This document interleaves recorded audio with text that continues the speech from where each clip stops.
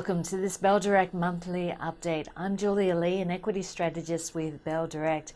And this month we have seen the best monthly performance for the ASX 200 in 2017. October traditionally is a very good month for equities. Since the benchmark ASX 200 index began in 1999, October has been the third best month of the year, only beaten by April as well as the Santa rally in December. If we have a look at the year to date, we have seen the fourth month of positive monthly gains for 2017.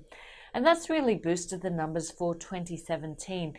We were looking anemic for the ASX 200, but now we are seeing double-digit gains. As you would expect in a risk-on rally, it's been the smaller end of the market making better returns, with the mid-cap index up by 5.8% and the small-cap index doing one better, up by 6.2%. Amazingly, for the month, all sectors have traded higher. Every single week has been higher, and in terms of daily performance, only 5 sessions have ended lower in the month of October so far. The best performing sector has been information technology, which has gained 8.3%, and the worst performing sector has been telecom, which has also gained, but only by 1.8%. I guess the amazing thing about the month of October is that we have broken out of the trading range that we've been stuck in over the last 5 months. We are now looking to test the 2017 high for the market at 5,956 points. Now, when the market breaks out of a trading range, it means that it's moved into a new trading range. So the top of that trading range at the moment would be 5,956 points, and at the lower end of that trading range, just above 5,800 points. Having a look at the best and worst performers. Well, first, back to September. The best performing stocks in September were Galaxy, Beat Petroleum, and A2 Milk. And 2 out of those 3 stocks feature once again in the October numbers. The best has been Galaxy once again, with another return of more than 30% for the second month running and clocking up the 4th consecutive month of gains. A2 Milk taking the second place here, clocking up the 10th consecutive month of gains with another record performance. And IPH, this is a fallen angel which has made it back onto the list with a gain of 26% of the month, and that means it turns it back into the black in terms of its 52-week performance. Worst performing have all been hit by profit downgrades, primarily due to just 1 to 2 contracts turning sour. And this is, I guess, characteristic of contract type of stocks. HT&E missing out on the Yarra Trams contract after holding it for 6 years. Fletcher Building, another loss due to building and its interiors unit. And Lendlease lowering expectations from its construction units. I guess with the market now running, the question is the market running on fundamentals, or are we just seeing short covering? Having a look at the most shorted stocks on the Australian share market, and look, all top 8 shorted stocks on the market saw positive returns for the month with an average return of 10%.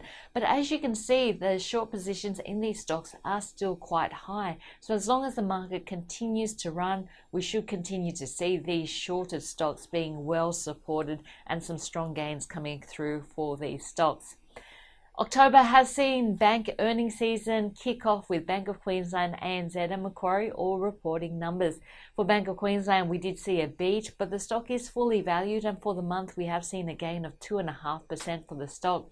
ANZ's result came in line. The outlook slightly softer than market expectations. The stock still gaining 2% for the month, and Macquarie was a beat, increasing its guidance as well as announcing a buyback, and the stock up 7% in the month to date.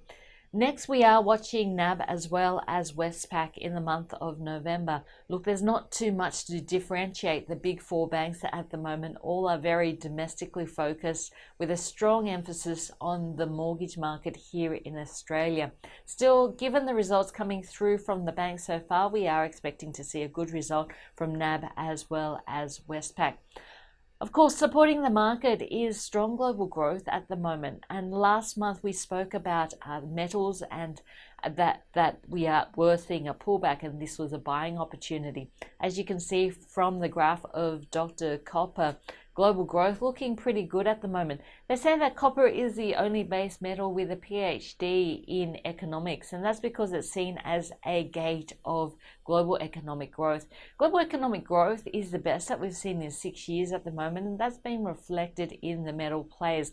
So looking at copper, we did say it was a buy in September. You can see that copper prices have bounced back from that low that we have seen, and metals would be a buyback on any pullbacks. In fact, if we're looking at global growth, positioning for growth, you'd be looking at overweight miners, fund managers, and interest rates through stocks like Computershare as well as QBE Insurance, but underweight the defensives.